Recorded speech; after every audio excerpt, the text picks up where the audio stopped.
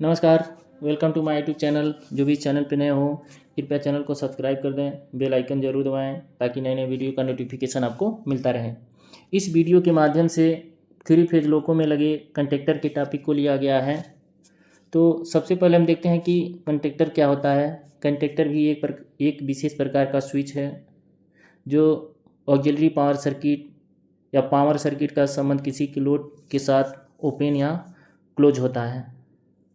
यह control circuit की 110 volt की सप्लाई से रिमोट कंट्रोल होता है।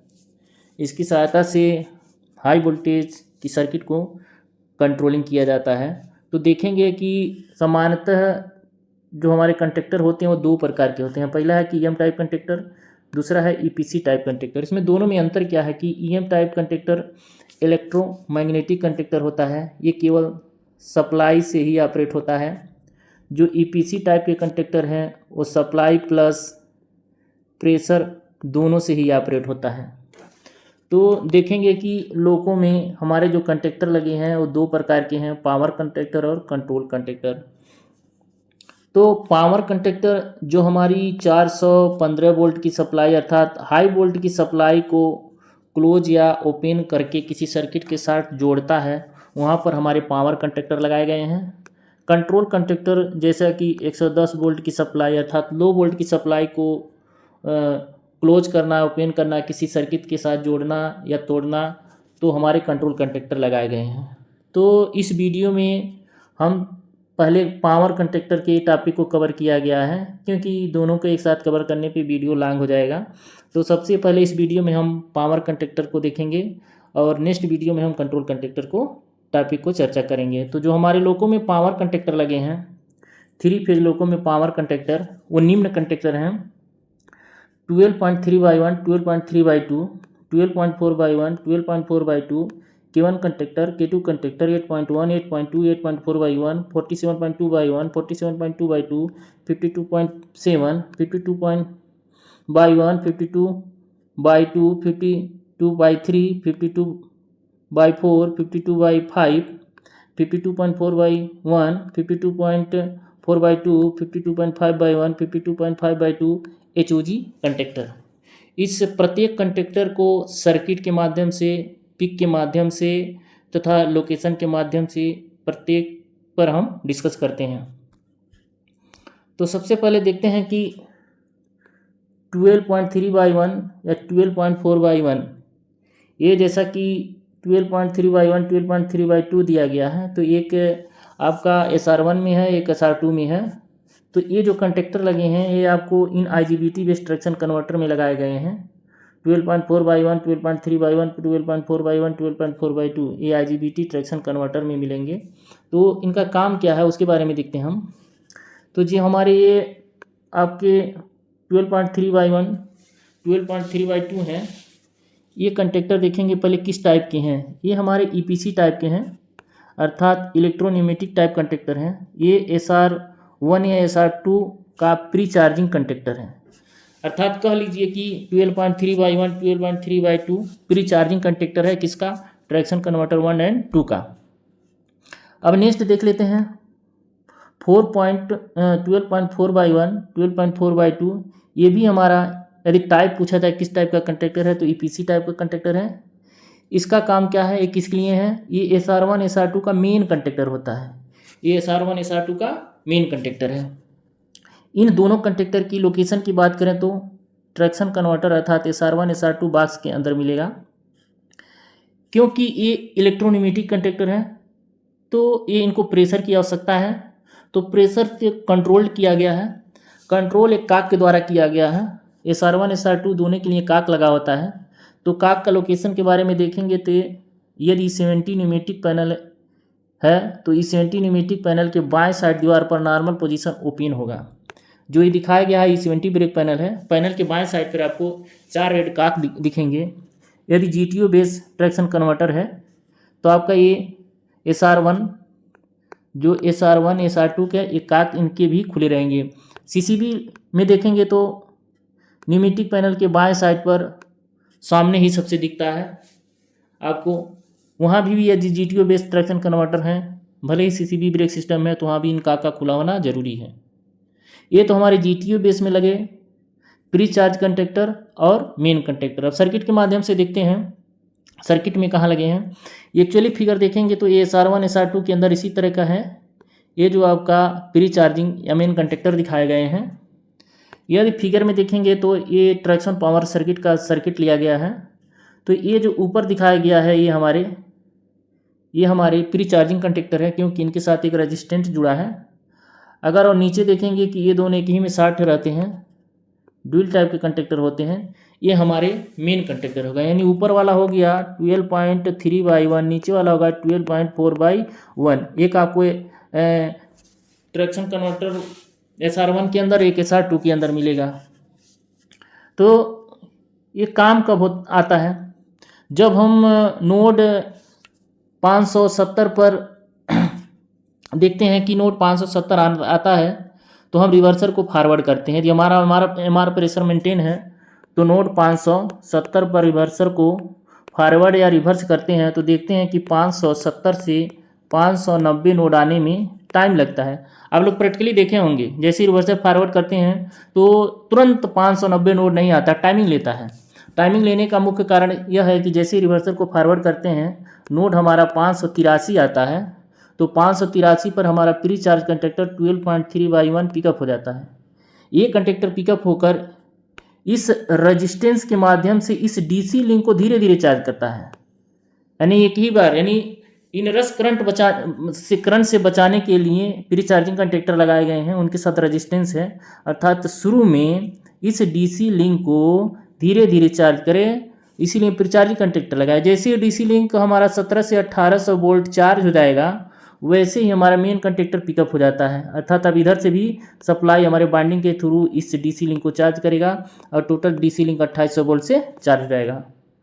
अर्थात शुरू में यानी 583 नोड पर हमारा क्या हुआ कि प्री चार्जिंग कंडक्टर पिकअप हो गया।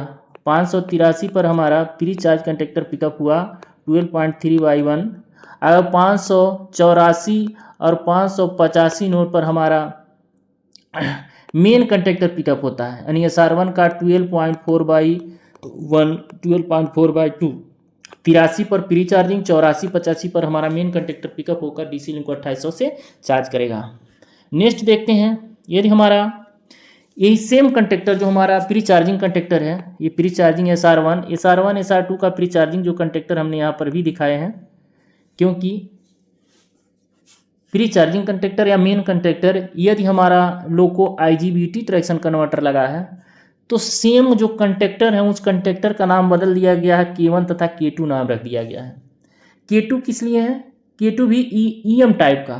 अब यहाँ कंडक्टर का भी टाइप बदल गया है। इसके पहले हमने GTU बेस में पढ़ा कि कंडक्टर हमारे EPC टाइप के थे, इलेक्ट्रोन्यूमेटिक, लेकिन IGBT लोको में हमारे जो कंडक्टर लगे हैं K2 अर्थात प्री चार्ज कंडक्टर जो लगे हैं, यानी IGBT में प्री चार्ज जो कंडक्टर लगे हैं उसको हम K2 के नाम से जानेंगे और ये EM टाइप का हो जाएगा, इलेक्ट्रोमैग्नेटिक कंडक्टर। यानी SR1 SR2 का प्री चार्ज कंडक्टर K2 हो जाएगा और K1 क्या है, ये भी EM टाइप का है, इलेक्ट्रोमैग्नेटिक। SR1 SR2 का मेन कंडक्टर हो गया। अंतर क्या है दोनों में? कंडक्टर के टाइप बदल गए तथा कंडक्टर के नाम बदल गए। Pre charging K1 main conductor EM type के कंडक्टर हो जाएंगे। लोकेशन इनका लोकेशन भी उसी तरह SR1 SR2 के अंदर है। अब काक की बात कर लेते हैं। काक तो दिया रहता है लेकिन इस काक का कोई मतलब रह नहीं गया, क्योंकि हमारे जो कंडक्टर हैं इलेक्ट्रोमैग्नेटिक है, इनको ऑपरेट कराने के लिए केवल हमको सप्लाई की आवश्यकता है। तो सप्लाई की आवश्यकता है तो प्रेशर की आवश्यकता नहीं है। तो इसीलिए देखेंगे कि SR1 SR2 के काक क्लोज रहते हैं, यानी ये क्लोज कंडीशन में है। चाहे आपका E70 ब्रेक पैनल हो या CCB ब्रेक पैनल हो, दोनों में जो SR1 या देखेंगे SR1 या TC1 TC2 लिखा रहता है, ट्रैक्शन कन्वर्टर 1 या ट्रैक्शन कन्वर्टर, ये दोनों काक बंद रहता है। लेकिन एक काक आपको हार्मोनिक फिल्टर FC जिसे बोलते हैं, एक काक आपका ओपन रहता है। अर्थात CCB में ओपन कंडीशन वर्टिकल होता है और इसी में देखेंगे कि ये जो हमारा अभी हमने ये बताया है इस फिगर में ये E70 है, इसमें काक का पोजीशन खुला हॉरिजॉन्टल होता है, इसमें आपका हॉरिजॉन्टल खुला रहेगा और इसमें आपका देखेंगे कि काक का ओपन कंडीशन वर्टिकल होता है। इसमें सिर्फ ये आपको हार्मोनिक फिल्टर FC खुला रहेगा, ये दोनों बंद रहेंगे क्योंकि ये आपके मैग्नेटिक कंडक्टर है। सेम प्रक्रिया नोड उसी पे पिकअप होता है 583 पर आपका 583 पे प्री चार्जर, 584 नोड पर आपका मेन कंडक्टर SR1 SR2 का। नेक्स्ट है, ये देखेंगे कि ये हमारा जो फिगर ये दिखाया गया है ये हमारा IGBT बेस है, traction converter IGBT insulated gate bipolar transistor. इसमें देखेंगे कि ये ऊपर जो दिखाया गया है एक K2 लिखा है और ये ड्यूल कंडक्टर जो दिखाए गए हैं K1 लिखा है। यानी इसमें भी सबसे पहले K2 pre charging conductor pickup होगा, बाद में आपका K1 मेन कंडक्टर पिकअप होगा। ये भी इनका काम है कि DC लिंक को चार्ज ही करते हैं इसके थ्रू। नेक्स्ट है कंडक्टर 8.41, 8.1, 8.2 जो कि FC हार्मोनिक फिल्टर के कंडक्टर हैं। जो हार्मोनिक फिल्टर लगा है, जो हार्मोनिक सर्किट है, इन सभी में इन कंडक्टर का प्रयोग किया गया है। मैंने हार्मोनिक फिल्टर पर एक वीडियो बनाया है जिसमें पूरा डिटेल दिया गया है, और डिटेल देखने के लिए इसको देख लीजिएगा, बट इसमें हम थोड़ा सा चर्चा कर देते हैं। जो हमारा 8.41 है इसको हम, ये भी EM टाइप कंडक्टर है, ये आपका डिस्चार्जिंग कंडक्टर है। आपका 8.1 ये इलेक्ट्रोन्यूमेटिक कंडक्टर है, ये इसको हम फिल्टर ऑन ऑफ कंडक्टर बोलते हैं। 8.2 ये भी EPC टाइप का है, इसे फिल्टर एडाप्शन कंडक्टर बोलते हैं। लोकेशन की बात करें तो ये भी क्यूबिकल के अंदर होता है। काक का नाम, अभी हमने काक का नाम FC की चर्चा किया है। FC काक होता है नॉर्मल E70 हो या CCB हो या GTO बेस हो या IGBT बेस हो, दोनों कंडीशन में FC काक हार्मोनिक फिल्टर का ओपन रहेगा। यदि ये क्लोज रहेगा तो हार्मोनिक फिल्टर आइसोलेशन का मैसेज आएगा, क्योंकि 8.1 और 8.2 दोनों EPC टाइप के कंडक्टर। इनके भी लोकेशन हमने अभी उस फिगर में दिखाया है। इस 70 में न्यूमेटिक पैनल के बाएं साइड दीवार पर, CCB न्यूमेटिक पैनल पर बाएं साइड के सामने। सर्किट में देख लेते हैं। पिक में देखेंगे कि ये हार्मोनिक फिल्टर जो क्यूबिकल होता है उसके अंदर का पिक लिया गया है। ये नीचे जो सबसे लगा रहता है ये आपका 8.41 है, ये आपका 8.2 कंडक्टर है और 8.1 यहाँ दिखाया गया है। सर्किट में देखेंगे कि यहाँ पर आपका 8.4/1 लगा है, 8.41 यहाँ है, 8.2 यहाँ लगाया गया है। ये कब सर्विस में आते हैं? जब हम थ्रॉटल को नोड 590 पे थ्रॉटल को मूव कराते हैं, तो जैसे ही नोड 592 आता है तो हमारा 8.1 या 8.2 पिकअप हो जाता है, यदि दोनों बोगी सर्विस में है। यदि एक बोगी सर्विस में है तो आपका एक ही कंडक्टर पिकअप होगा 8.1, लेकिन 8.41 कंडक्टर का पिकअप होता है जब हम लोग को इनर्जाइज करने जाते हैं, C ऑन करते हैं, तो जैसे ही नोड 504 आता है तो 8.4/1 कंडक्टर पिकअप होकर, आपने कभी C ऑन किया होगा तो देखते हैं खट्स की आवाज़ आती है, जो खच से आवाज़ आती है खटाक की, वही 8.41 कंडक्टर क्लोज होता है। और जो हमारे FB क्यूबिकल के अंदर जो हार्मोनिक कैपेसिटर लगे होते हैं, यानी इन कैपेसिटर को क्लोज होकर डिस्चार्ज करा देता है। अर्थात ये 504 नोड पर और ये दोनों आपको 592 नोड पर पिकअप होते हैं जब थ्रॉटल को मूव कराते हैं। ये कब अन सर्विस में होता है? जब हम थ्रॉटल को अर्थात 0 पे करते हैं। 0 करने के 5 मिनट के बाद हमारा 8.1 कंडक्टर ओपन होता है और 8.4/2 120 मिलीसेकेंड के लिए क्लोज होता है। अर्थात थ्रॉटल आइडल करने के 5 मिनट के बाद हमारा हार्मोनिक फिल्टर अन सर्विस हो जाता है। यदि VCB ओपन होता है तो टाइमिंग का कोई बाउंडेशन है, VCB ओपन होते ही हमारा 8.1 8.2 कंडक्टर ओपन हो जाता है। नेक्स्ट है कंडक्टर 47.2/1 47.2/2। ये कंप्रेसर के कंडक्टर हैं, यानी 47.2/1 ये भी EM टाइप के कंडक्टर है। ये मेन कंप्रेसर का कंडक्टर है। 47.2/2 ये भी EM टाइप के हैं, ये मेन कंप्रेसर 2 का कंडक्टर है। यदि इसकी लोकेशन तो आपको HB1 HB2 क्यूबिकल में मिलेगा। सर्किट में देख लेते हैं। सर्किट में देखेंगे कि हमारा जो कंप्रेसर चलता है वो बर 3 से चलता है। तो बर 3 से जो सप्लाई दिया गया है यहाँ पे दिखाए गए हैं, देखेंगे कि हमारा 47.2/1 47.2/1 कंटेक्टर है, यानी बर 3 से जो भी फीड मिलता है इस कंटेक्टर के बाद से ही हमारे MCB 47.1/47/2 उसके बाद हमारे MCP1 MCP2 को फीड मिलता है। तो यदि 47.2/1 पूछा जाए तो ये कंप्रेसर 1 का कंटेक्टर, 47.2/2 को यदि पूछा जाए तो ये कंप्रेसर 2 का मेन कंटेक्टर है, जो कि आपका एक HB1 पैनल में एक HB2 पैनल में मिलेगा। जब तक कि पिकअप नहीं होते हैं तब तक हमारे कंप्रेसर नहीं चलेंगे। नेक्स्ट है कैब AC का कंटेक्टर, यानी कैब AC का कंटेक्टर 1.7 होता है। ये भी EM टाइप का कंटेक्टर है cab AC contactor. Cab AC का MCB की बात करें तो एक पाको लिखा रहता है या 64.1 है। लोकेशन HB2 पैनल में मिलेगा। सर्किट में देखेंगे कि जो हमारे AC चलते हैं वो बर 3 से बर 2 से AC की सप्लाई दी गई है। ये बर 2 से AC सप्लाई बर 2 के बाद हमारा एक मेन सर्किट ब्रेकर लगा होता है जो कि 64.1 है। उस सर्किट ब्रेकर के बाद हमारे जो कंटेक्टर लगाए गए हैं 52.7 और इस कंटेक्टर के बाद हमारे एक स्विच आपको बाईपोलर 3 पोल स्विच मिलेंगे जो कि कैब 1 कैब 2 सेलेक्ट करने के लिए लगा रहता है। एक्चुअली 52.7 का फिगर देखेंगे तो आपको HB2 पैनल में सबसे ऊपर यहाँ मिलेगा। नेक्स्ट है कंटेक्टर 52/1 52/2 52/3 52/4 52/5 52.4/1 52.4/2 52.5/1 52.5/2 ये 9 कंटेक्टर हैं। ये 9 कंटेक्टर हैं जो कि ऑक्सिलरी पावर सर्किट में लगाए गए हैं। हमने ऑक्सिलरी पावर सर्किट का एक वीडियो बनाया है, उसमें पूरा डिटेल समझाया गया है कि आपका सभी बर काम कर रहे हैं तो कौन कौन से कंटेक्टर पिकअप रहेंगे, बर 1 आइसोलेट होने पर कौन पिकअप रहेगा, उसमें पूरा डिटेल है। उसको प्लेलिस्ट में जाके देख सकते हैं, बट इसमें हम थोड़ा सा डिस्कस कर देते हैं। जैसे कि 52/1 52/2 52/3 इसको हम ऑक्सिलरी कन्वर्टर कंटेक्टर बोलते हैं। ये तीनों कंटेक्टर बर बॉक्स नंबर 2 में मिलेगा। अब 52/4 52/5 ये अभी ऑक्सिलरी कन्वर्टर कंटेक्टर है, ये आपको HB1 पैनल में मिलेंगे। 52.4/1 52.4/2 ये स्क्वेंजिंग ब्लोअर के कंटेक्टर हैं, ये इन HB2 पैनल में मिलेगा।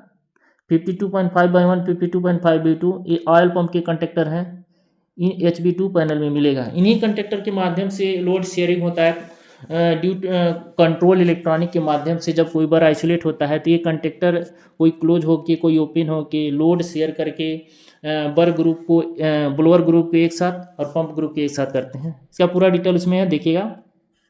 बट सर्किट में देख लेते हैं। जैसे यहाँ देखेंगे कि 52/2 लगा है, 52/1 लगा है और यहाँ 52/3 लगा है, 52/4 लगा है, ये 52/5 है, यहाँ पे 52/2 है, 52.4/2 है, 1.5/2 है, 1.5/1 है, यानी टोटल 9 कंटेक्टर होते हैं। इन्हीं के माध्यम से हमारे जो बर 1 बर 2 बर 3 नॉर्मल काम करते हैं तथा बर आइसोलेट होने पर लोड शेयरिंग करते हैं। यदि लोकेशन की बात करें तो जो 3 कंटेक्टर हमने बताया अभी, ये 52/1 52/2 52/3 आपको बर बॉक्स नंबर 2 में मिलेंगे। 52/4 52/5 HB1 पैनल में सबसे नीचे मिलेंगे।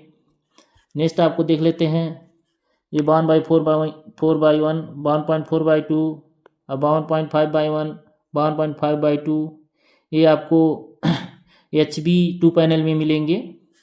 ये आपके ट्रैक्शन ब्लोअर स्क्वेंजिंग ब्लोअर के हैं, ये ऑयल पंप के हैं कंटेक्टर। नेक्स्ट आता है HOG। HOG में 2 कंटेक्टर लगे होते हैं, HOG का इनपुट कंटेक्टर, HOG का आउटपुट कंटेक्टर। तो देखेंगे कि जो हमारा HOG होटल लोड कन्वर्टर है, जो कि ट्रांसफार्मर की सेकेंडरी वाइंडिंग से जो होटल लोड के वाइंडिंग लगे हैं उनसे वो 960 वोल्ट की सप्लाई इनपुट में लेता है। तो इनपुट में लेने से पहले देखेंगे कि यहाँ पर हमारे जो कंटेक्टर लगे हैं इसमें भी प्री चार्ज और मेन कंटेक्टर लगाए गए हैं, क्योंकि इसमें भी DC लिंक को चार्ज करना रहता है। तो सबसे पहले प्री चार्ज कंटेक्टर पिकअप होता है, उसके बाद मेन कंटेक्टर पिकअप होता है।